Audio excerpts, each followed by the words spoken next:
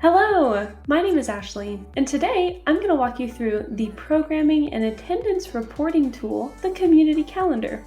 A little background on it before we jump in. Our public library partners had asked us for an easy to use solution to keep track, organize, quickly see the effectiveness of, and report on the programs that they run at their libraries prior to COVID. They further explained that the board and annual survey reporting of these important services was a cumbersome process at best, and having it all in one place would be seen as a benefit. Then COVID hit, and the programming types and importance changed almost overnight for many. Programs switched to virtual, and the states in turn are adding additional questions to accommodate this more widely used medium. This caused a sense of urgency for us to develop a solution for our library partners. We started with a basic reporting infrastructure and have been making enhancements to it with our library partner feedback ever since. The feedback received from libraries and their state data coordinators have provided the input that fueled the new feature build to make this new library-specific feature ready for widespread use. A few of the current benefits of this feature include state annual report specific filtering options. These were commonly requested that help reduce the burden felt when filling out the programming and attendance portion of the annual report and board reporting. Auto-generated board reports. These provide a high-level view of the programming activities from the previous month. Multiple users. By setting up additional users, this allows each staff member that works on the programs to have access to enter the program specifics into the service. No more siloed information contained on siloed out spreadsheets that need to be totaled. Website integration. The community calendar can be displayed on your patron-facing website to help promote the wonderful programs you provide to the community. Enter this information once into Community Calendar and have it automatically displayed on your patron-facing website and be available for the needed back-end reporting. Registration. Allow your patrons to register for the events being hosted, which allows the organizer the ability to plan for the event in a more meaningful way. And it's built on partner feedback. We continue to make enhancements to this feature set based on feedback from you. With that said, let's begin our tour of this feature offering. On the left-hand side, when you click on Community Calendar, you'll have 4 different options: Calendar, Archive, Registration, and Reports. Let's start by looking at the Calendar view. The calendar's purpose is to make it real easy for you to add and edit events. It works much like you would expect a typical calendar to work. There are 2 different ways for you to be able to add events to your calendar. You can click on the actual day that the program occurs, or you can click Create at the top left, and a window will pop up to walk you through how to create your event. At the top of this window, you'll see 3 tabs: Event, Event Details, and Integrations. Starting in this first tab, let's start by filling in the title, and then you can adjust the day and the time for this event. We found that many of our library locations ran reoccurring programs, so those can be set here. Next, we will see the Type Filter option. In this dropdown, you will find various types of programs being ran at the library locations, such as in-person, virtual, passive/self-directed, combo events, content recordings, and other or non-programs. Events assigned to other will not show up in your reports, as this type is reserved for events that take place at the library's location, but they don't fall within the scope of programs as defined by the annual survey. Examples include a staff lunch, internal meetings, library closures, or holidays. Next, we have the age filter dropdown. Here you can select the targeted age group for your program. These categories reflect the new reporting age groups that have been standardized and also include the latest one, being general interest. You'll notice these little question mark tooltips next to some of these fields. You can reference these tooltips to use as a guide whenever you'd like to make decisions as to which fields your program belongs to. Next is the Site dropdown. This is used to identify the location of the program. You'll notice that when you choose your type of event, the site will sometimes automatically pick a site for you. This was added to meet the new reporting requirement on annual reports moving forward. It became clear that even though some options are not required to be reported on the annual survey, many of the public libraries wanted the ability to track additional elements. You can find those additional elements in the event details. When you select a type that has a platform component, the platform will become available for you to select from the various options. Public libraries wanted to be able to see if the utilization of one platform over another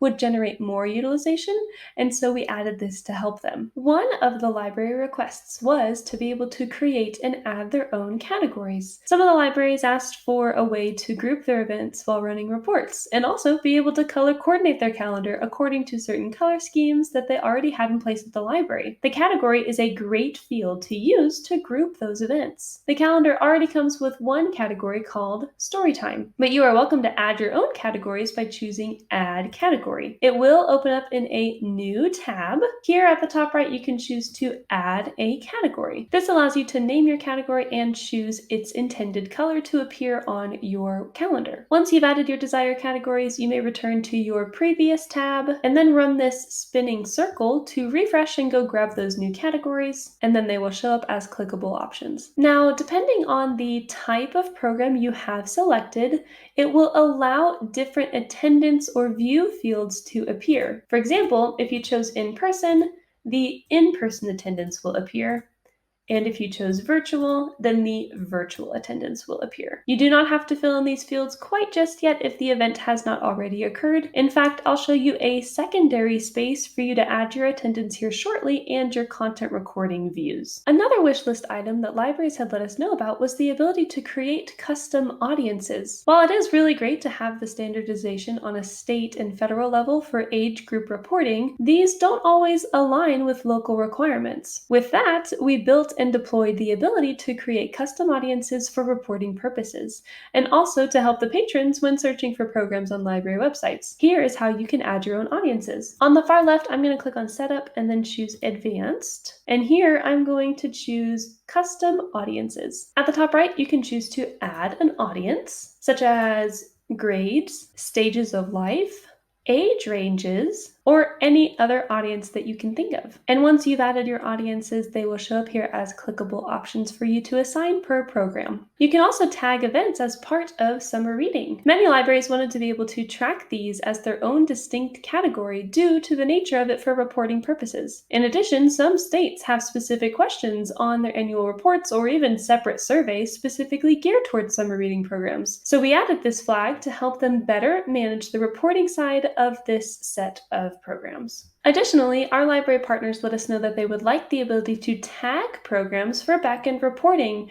and to make searching for programs easier for their patrons through their websites. With that, we added both public-facing and internal tags. Some partners let us know that they would like to identify which funds were used to put certain programs on so that the use of internal tags was seen as a helpful way to accomplish this goal. For example, you can type in any tag you'd like, such as STEM, or crafts, or pets. You can type in as many tags as you need, and patrons can use tags as a filter when searching for events on your calendar. Internally, you can use private tags for keeping track of budgets, or to see if the programs that you're putting on are aligning with certain goals that your library has set. Later, I'll show you how to use these tags as filter options in the archive. Right here is an area called Private Notes. You can type in any notes that you need to keep track for this event, such as a post-evaluation space, a preparation space, or to keep track of volunteers. These private notes will stay internally in your account only. Private notes are also exportable in the archive so that you can use those for reporting as well. Lastly is the tab for integrations. We will cover this tab on a separate tutorial video that I'll link in the description below. Once you are satisfied with the build of your event, go ahead and hit submit and it will save on your calendar. Next, we created the archive section to allow a spot to enter in attendance. The archive's purpose is to make it real easy for libraries to add all of their attendance in one place. On the right half of the screen, you'll see differing available attendance fields depending on the type of event chosen. Once you've added your attendance, don't forget to hit update and your attendance will save. Once the library saw this, they asked us to add in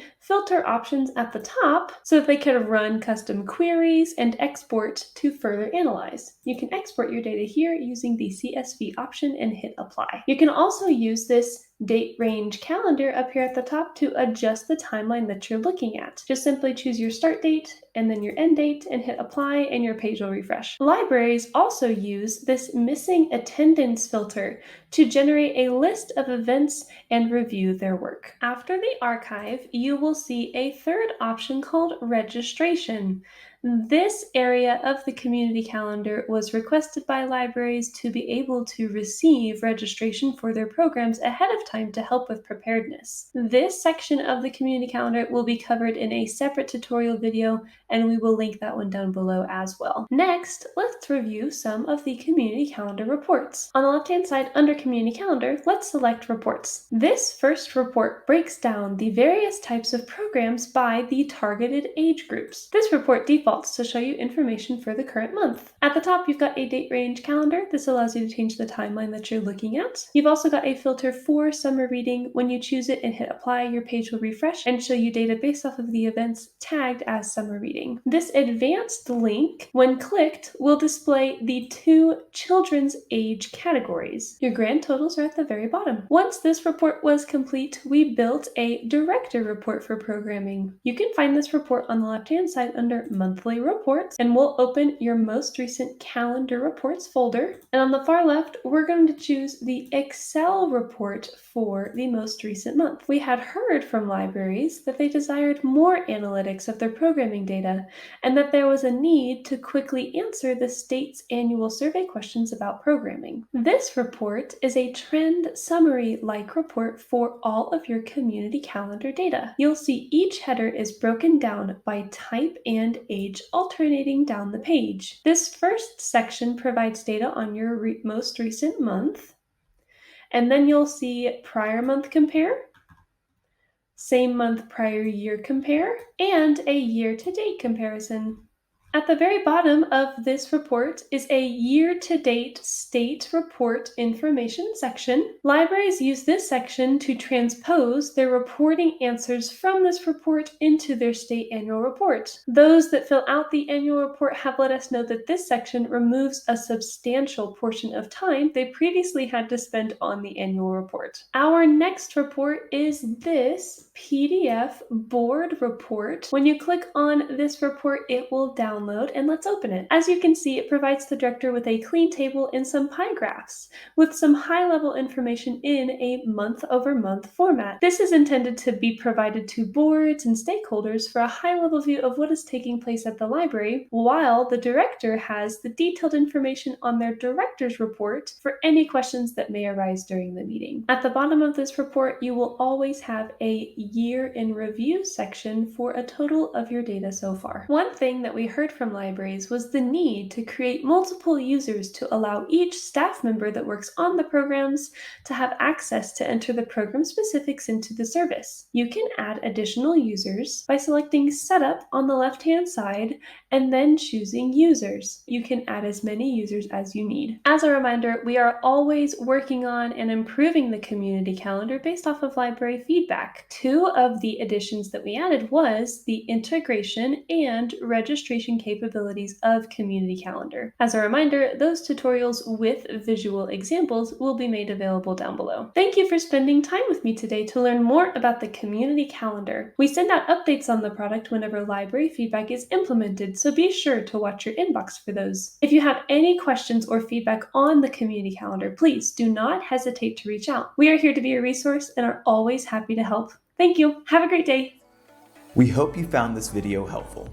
If you would like to see more tutorial videos from Ashleigh, please check out our tutorial playlist on the right. If you'd like to see more videos from WhoFi, please like and subscribe to this channel to receive notifications when we post new updates to the dashboard here. Thank you and have a great day.